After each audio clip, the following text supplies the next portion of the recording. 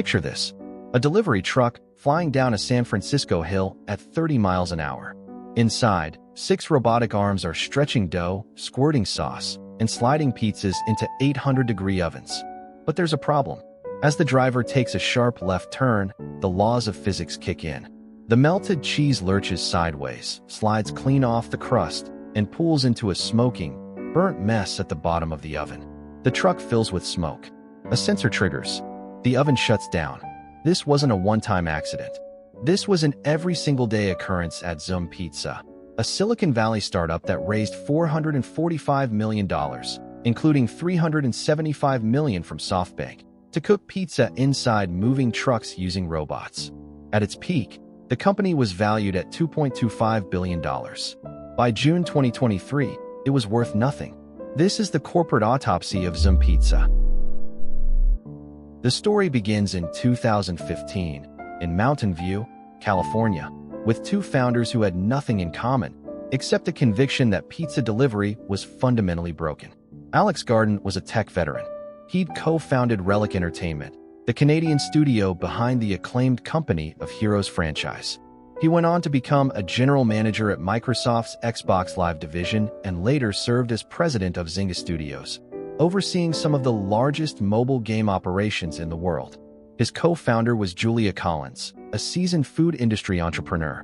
Collins had spent years in the restaurant business and understood the operational side of food in ways that Silicon Valley rarely does. By launching Zume, she would eventually make history as the first Black woman to co-found a startup valued at over $1 billion, a unicorn. Their core thesis was elegantly simple. Standard delivery pizza is broken by design. The moment a fresh pizza is placed inside a cardboard box and handed to a driver, the clock starts ticking. Steam gets trapped, turning a crispy crust into soggy cardboard. Toppings slide. Cheese congeals. By the time it reaches your door, it's a shadow of what left the oven. Zume's answer was radical. What if the pizza wasn't finished cooking when it left the kitchen? What if the truck itself was the oven? Using GPS data, Zume would load partially prepared pizzas into trucks equipped with intelligent ovens. A software algorithm would calculate the exact driving time and trigger the oven to fire exactly 4 minutes before the truck arrived at the customer's door. They called it predictive baking. And to Silicon Valley, it sounded like the future of food. To bring this vision to life, Zume needed serious money. They started with a $6 million Series A in 2016, backed by former Yahoo co-founder Jerry Yang and venture firm Signal Fire. Early investors were intrigued, not just by the product, but by the sheer ambition of trying to automate the oldest food in human history. But the real transformation happened in late 2018, when Masayoshi Son came calling. Son, the CEO of SoftBank, was at the peak of his spending spree. His $100 billion vision fund was the largest technology investment vehicle ever created, and Son was writing checks at a speed that made Wall Street uncomfortable. His philosophy was simple: find founders who think at a massive scale and give them enough money to dominate their market before anyone else can compete. When Alex Garden pitched Zume, not as a pizza company, but as a fully automated food production and delivery platform that could scale to every city on Earth, Son was captivated. In a pattern that would become painfully familiar, SoftBank poured in hundreds of millions of dollars. Zume, a company that had only delivered a few thousand pizzas to customers in a single California suburb, suddenly found itself vaulted to a multi-billion-dollar valuation. With that massive influx of cash, Zume went on a hiring binge. They recruited hundreds of software engineers, robotics specialists, and food scientists. They leased massive warehouse spaces and built state-of-the-art automated kitchens. But there was a problem nobody wanted to talk about. You can't debug a physical oven from a laptop. Inside Zume's Mountain View facility, the kitchen looked more like a car factory than a restaurant. Every station on the pizza assembly line was manned by a purpose-built robot, and each one had a name. Pepe and Giorgio handled the sauce. One squirted it onto the dough, the other spread it evenly using a programmed spiral pattern. Marta handled the toppings, distributing cheese and ingredients with a precision that human hands couldn't match. Bruno was the loader, a robotic arm that slid the prepared pizzas into the smart ovens. And then there was Vincenzo. Vincenzo was the star of the show. A massive ABB industrial robotic arm, the same kind used in automotive manufacturing, Vincenzo was programmed to reach into the 800-degree ovens and pull out finished pizzas without flinching. For the cameras, it was spectacular. Marketing videos showed Vincenzo elegantly extracting golden pizzas and placing them into boxes in one fluid motion. On paper, the system could produce 56 pizzas per hour. The software predicted local demand using historical order data, weather patterns, and even local events. The trucks would preload based on these predictions, and the GPS-triggered ovens would handle the rest. It was, by any engineering standard, a marvel. The problem was that it only worked on paper and on a perfectly flat, stationary factory floor. The moment Zume's trucks hit the actual streets of the San Francisco Bay Area, everything fell apart. San Francisco is one of the hilliest cities in the United States. The streets are steep, winding, and full of potholes. And inside Zume's trucks, dozens of pizzas were sitting in GPS-controlled ovens, baking at 800 degrees, while the vehicle lurched, braked, and turned. Every time a driver took a corner, the centrifugal force pushed the melted cheese and sauce sideways. On steep hills, gravity pulled the toppings downward. The result was identical every time. The cheese slid clean off the crust, pooled at the bottom of the oven, and burned into a smoking, charred mess. But the cheese wasn't the only problem. The constant road vibrations damaged the sensitive electronics inside the trucks. Temperature sensors failed, conveyor belts jammed, and on at least one occasion, the mobile ovens caught fire, filling the truck with smoke while it was driving through a residential neighborhood. Zume had spent tens of millions of dollars building the most advanced pizza production system ever conceived, and the laws of physics destroyed it every single day. Here's the cruel irony of the Zume story. While Alex Garden was trying to reinvent pizza delivery with robots and venture capital, another company was quietly solving the exact same problem, and they did it with software. Domino's Pizza, the unglamorous, strip mall pizza chain that nobody in Silicon Valley would ever invest in. In 2008, Domino's was in crisis. Customer satisfaction was at an all-time low. People openly mocked the quality of their food. Their stock price had collapsed to just $3 a share. But instead of building robots, Domino's did something boring. They rebuilt their entire ordering system from scratch. They launched a mobile app that let you order in 2 taps. They created a real-time GPS delivery tracker, so you could watch your driver on a map. They invested in data analytics to optimize delivery routes. By 2018, the same year SoftBank poured $375 million into Zume, Domino's stock had climbed from $3 to over $270 per share. They had become the most valuable pizza company on earth, not by disrupting the laws of physics, but by making the boring parts faster. The lesson was hiding in plain sight. Customers didn't need their pizza cooked in a moving truck. They just wanted to know where their pizza was. By 2019, the vision of baking while driving was dead. Zume was forced to park its trucks and use them as stationary kitchens, the exact opposite of the original pitch. Without the cook-in-transit feature, Zume was just an absurdly expensive local pizza shop competing with Domino's and Papa John's. And the product itself didn't help. Reviews were brutal. Customers described Zume's crust as paper-thin and floppy, unable to hold its own weight. The toppings were inconsistent.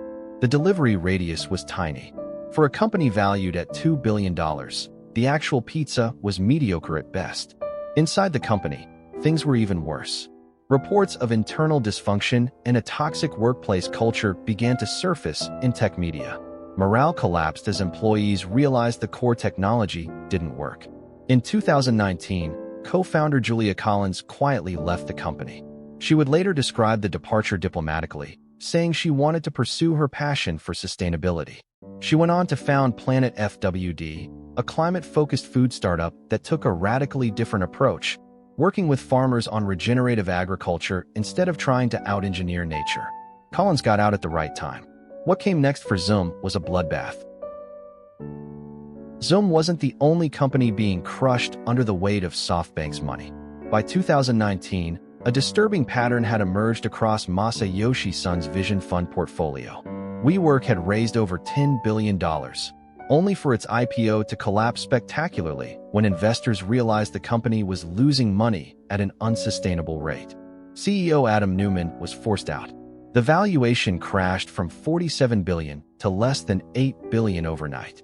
Brandless, the direct-to-consumer goods startup that SoftBank valued at over $500 million, shut down completely in 2020, less than 2 years after receiving SoftBank's investment. Katerra, a construction technology company that raised over $2 billion with SoftBank's backing, filed for bankruptcy in 2021. They had promised to revolutionize how buildings were constructed. Instead, they left unfinished projects scattered across the country. The pattern was always the same. Son would find a charismatic founder with a grandiose vision, write an enormous check, and expect the money alone to make the vision real. But money can't solve fundamental engineering hurdles. It cannot force a flawed product to succeed, nor can it create market demand out of thin air. Zume was just another casualty on a very long, very expensive list. In January 2020, CEO Alex Garden sent an internal memo to staff. Zume Pizza was officially dead. The robotic pizza operation was being shuttered entirely. 360 employees, roughly half the company, were being laid off immediately. But Garden wasn't ready to give up. He still had millions of SoftBank's cash, and he had a new idea. Instead of making pizzas, Zume would become a sustainable packaging company. They would use their engineering talent to manufacture compostable food containers made from agricultural waste, sugarcane fiber, bamboo, and wheat straw. In 2019, Zume had quietly acquired Pivot Packaging, a small California manufacturer, to gain access to molded fiber packaging technology. Garden pitched this as the next big disruption, replacing the billions of plastic containers used by restaurants with affordable, compostable alternatives. It was a noble cause. The environmental argument was real. But Zume was entering a highly competitive manufacturing market with zero experience in industrial production, supply chain logistics, or material science. They were a pizza robot company trying to become a packaging manufacturer overnight. They burned through the remaining cash trying to scale production. When they expanded to India, the costs spiraled further. By mid-2023, the money was completely gone. Zume quietly shut down operations and sold off whatever assets remained. So what's the final damage report? All of that venture capital, completely gone. Hundreds of jobs created and then destroyed. A fleet of custom-built robotic trucks, now sold for scrap. Dozens of purpose-built robots, decommissioned and auctioned off. And the company's valuation entirely wiped out. Alex Garden, the CEO who pitched robot pizza trucks to Masayoshi Son, remained at the helm until the very end. After Zume's closure, he stepped away from the spotlight. Julia Collins, who left in 2019, landed on her feet. Planet FWD raised funding and partnered with major food brands on climate-friendly ingredients. She was featured on the Masters of Scale podcast and recognized as a leader in the climate tech space. Of the two founders, Collins arguably made the smartest decision of all. She got out before the crash and pivoted to something real. For SoftBank, Zume was a $375 million write-off. Painful, but just a fraction of the estimated $18 billion in total losses the Vision Fund reported in 2022. Masayoshi Son eventually admitted that his strategy of throwing money at ambitious founders had been, in his own words, foolish. Zume Pizza is the ultimate cautionary tale of Silicon Valley's over-engineering obsession. It was built on a premise that sounds logical in a pitch deck but collapses in the real world, that every traditional industry can be disrupted if you just add enough sensors, robots, and venture capital. They spent $445 million trying to solve a problem that consumers didn't really have. People didn't need their pizza cooked by a robot inside a moving truck. They just wanted a decent pizza delivered quickly at a fair price. Domino's figured that out with a mobile app. Zume tried to do it with 6 robots and a fleet of GPS-controlled ovens. In the end, Zume proved that no matter how much venture capital you raise, no matter how many robots you name, and no matter how many billions SoftBank throws at your pitch deck, you cannot disrupt the laws of physics. And you definitely cannot stop melted cheese from sliding off a pizza when the truck turns left. If you enjoyed this autopsy, subscribe for more stories of corporate disasters, billion-dollar failures, and the founders who burned through it all. The next autopsy is already on the table.